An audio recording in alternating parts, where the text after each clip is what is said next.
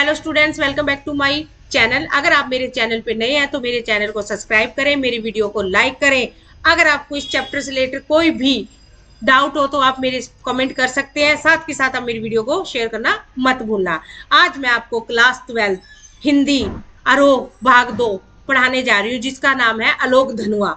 आलोक धनुआ जी के बारे में आज मैं आपको जीवन परिचय करवाने जा रही हूँ। आलोक धनुआ जी का जन्म सन 1948 यानी 1948 में मुंगेर बिहार जिले में हुआ था। कहाँ भी हुआ था? मुंगेर में, जो एक बिहार में जिला पड़ता है, वहां पे हुआ था। इनकी प्रमुख रचनाएं, पहली कविता जनता का आदमी। जनता का आदमी कहने का मतलब है जो जनता की सुनता हो। 1972 में प्रकाशित। उसके बाद भागी हुई लड़कियां, जो कि आजकल हो रहा है, भागी हुई लड़कियां कैसे है, ब्रूनो की बेटियां, ठीक है, से प्रसिद्ध दुनिया रोज बनती है एकमात्र संग्रह है। प्रमुख सम्मान राहुल सम्मान मिला है इनको, बिहार राष्ट्रभाषा प्रसिद्ध का साहित्य सम्मान मिला है, बनारसी प्रसाद भोजपुरी सम्मान इनको मिला है, पहल सम्मान इनको मिला है।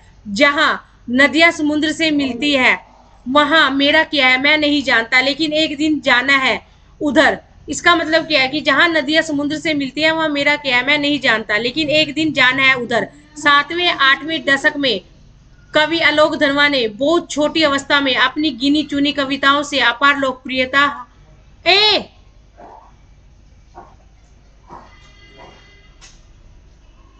माइक है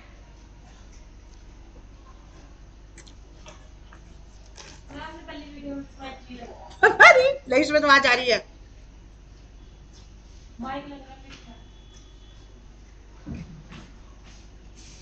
चेक करिए उसमें माइक। तूने लगाया था इसमें माइक? ना, मैं तो लेके नहीं गई थी, यहीं छोड़ गई थी।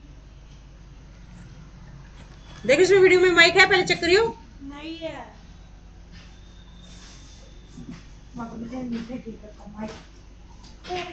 ये रहा, चेक करियो। कुछ नहीं हो सकता। आपको कुछ नहीं हो सकता, तेरा बड़ा कुछ होएगा। 10 बार तो तेने हटा दी है। बकवास में आप तो कुछ नहीं हो सकता। एकदम मच्छर तक वैदी में बिठा गया।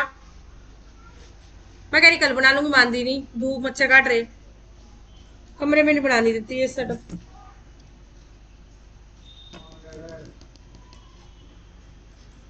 कल कर ले। ये बनाई है ना तो चुपचाप बना लेते। मच्छर क्या क्या करूँ? पंखा चला सकती हूँ? अरे 2 मिनट तो लगती है, बना लो। तो वो नहीं पढ़ानी, कविता नहीं पढ़ानी इसकी? आप वो बना दो बस अभी। चीन परिचय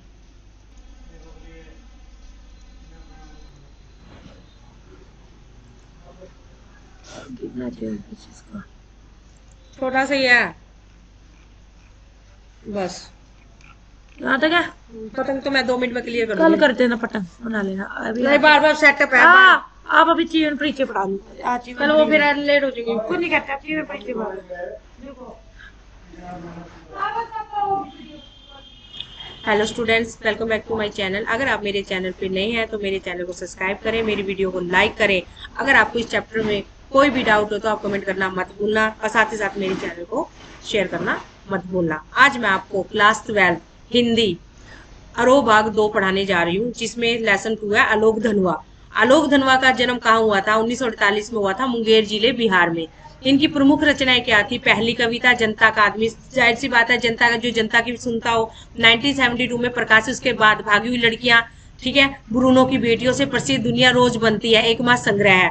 प्रमुख सम्मान इनको क्या क्या मिला? इन्हें राहुल सम्मान मिला है, बिहार राष्ट्रभाषा का सम्मान मिला है, साथ में बनारसी प्रसाद भोजपुरी सम्मान मिला है, पहला सम्मान मिला है। जहाँ नदियां समुद्र से मिलती है वहां मेरा क्या है मैं नहीं जानता, लेकिन एक दिन जाना जाता है। जाहिर सी बात है, नदियां किससे मिलती है? समुद्र से मिलती है, ठीक है। 7वें 8वें दशक में कवि आलोक धनवा ने बहुत छोटी अवस्था में अपनी गिनी चुनी कविताओं में अपार लोकप्रियता अर्जित की, यानी बहुत ही लिमिटेड कविताएं बनाई है और जिनसे उन्हें बहुत लोकप्रियता मिली है। सन 1972 1973 में प्रकाशित इनकी आरंभिक कविताएं हिंदी में अनेक गंभीर काव्य प्रेमियों को जुबानी याद रही है। कहने का मतलब जो काव्य से प्रेम करते थे, काव्य प्रेमी होते थे, उन्हें जुबानी याद रहती थी। आलोचकों का तो मानना है कि उनकी कविताओं ने हिंदी कवि और कविताओं को कितना प्रभावित किया है, इसका मूल्यांकन अभी ठीक से हुआ नहीं। कहने का मतलब इसके बारे में कुछ भी नहीं कह सकते।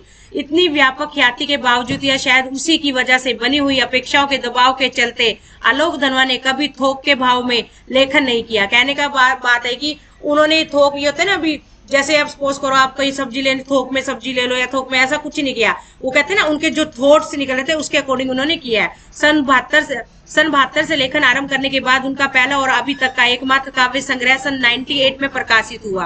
काव्य संग्रह के अलावा वे पिछले 2 दशक से देश के विभिन्न हिस्सों में सांस्कृतिक एवं सामाजिक कार्यकर्ताओं के रूप में सक्रिय रहे, सांस्कृतिक कार्यक्रमों में और सामाजिक सोशल की उसमें काम किया है। उन्होंने जमशेदपुर में अध्ययन मंडलियों का संचालन किया और रंग कर्म तथा साहित्य पर कई राष्ट्रीय संस्थाओं एवं विश्वविद्यालयों में अतिथि व्याख्याता के रूप में भागीदारी किया। यानी ये कहते हैं ना एक हमारे वो कहते हैं, एक सपोज करो हमारे कहते हैं एक नए आदमी आएंगे जैसे गेस्ट के रूप में आएंगे, तो कौन थे? ये आलोक धनवा जी थे, जहाँ विद्यालय वगैरह में जाते थे। ठीक है, इसके बाद इन्होंने क्या कहा है, पाठ्य पुस्तक की कविता पतंग आलोक धनवा का एकमात्र संग्रह का हिस्सा है। पतंग का मतलब क्या होता है? पतंग आपको समझिए, आज जब बच्चे पतंग उड़ाते हैं, पतंग उड़ाते हुए उनका क्या मोटो होता है? एक लंबी कविता है जिसके तीसरे भाग को पाठ्य पुस्तक में शामिल किया गया। पतंग के बहाने इस कविता में बाल सुलभ इच्छाएं एवं उमंगों का सुंदर चित्रण किया। बाल सुलभ जो बच्चे होते हैं, उनकी इच्छाएं होती है, उनके उमंगे होते हैं, उसका वर्णन किया गया है। बाल क्रियाक्रम प्रकृति में आए परिवर्तन की अभिव्यक्ति है, यानी जो बच्चे होते हैं उनकी प्रकृति क्रियाएं कैसी होती है। जब वो पतंग को पकड़ते हैं वो ये नहीं देखते हमारे पैरों में कांटे चुभ रहे हैं, हम एक छत से दूसरी छत पे टाप रहे हैं। वो पतंग, उनका फोकस किस पे होता है? पतंग की तरफ होता है। पतंग बच्चों की उमंगों का रंग बिरंगा सपना है। जैसे रंग बिरंगी पतंगे होती है तो उनका सपना भी रंग बिरंगा होता है। आसमान में उड़ती हुई पतंगे ऊंचाइयों की वे हदें हैं, बाल मन जिन्हें छूना चाहता है उसके पार जाना चाहते हैं। यानी कि पतंग को इतनी ऊंचाई तक देखना चाहते हैं। जो बच्चों का होता है कि मेरी पतंग सबसे ऊंची, उसकी पतंग। कविता धीरे धीरे बिंबों की एक ऐसी नई दुनिया में ले जाती है जहाँ शरद ऋतु का चमकीला इशारा है, जहाँ तितलियों की रंगील दुनिया है, दिशाओं के मृदंग बजते हैं, जहाँ छतों के खतरनाक कोने से गिरने का भय है, तो दूसरी भेग पर विजय पाते बच्चे हैं जो गिर गिर कर संभलते हैं और पृथ्वी का हर कोना खुद ब खुद उनके पास आ जाता है। वे हर बार नई नई पतंगों को सबसे ऊंचा उड़ाने का हौसला लिए फिरते हैं। अंधेरे के बाद भी शरद उजाला की प्रतीक्षा कर रहे हैं। क्या आप भी उनके साथ हैं? अगर आपको मेरा पढ़ाया हुआ पसंद आया तो आप मेरे चैनल को सब्सक्राइब करें, मेरी वीडियो को लाइक करें, कमेंट करना मत भूलना, साथ के साथ मेरी वीडियो को शेयर करना। Thank you.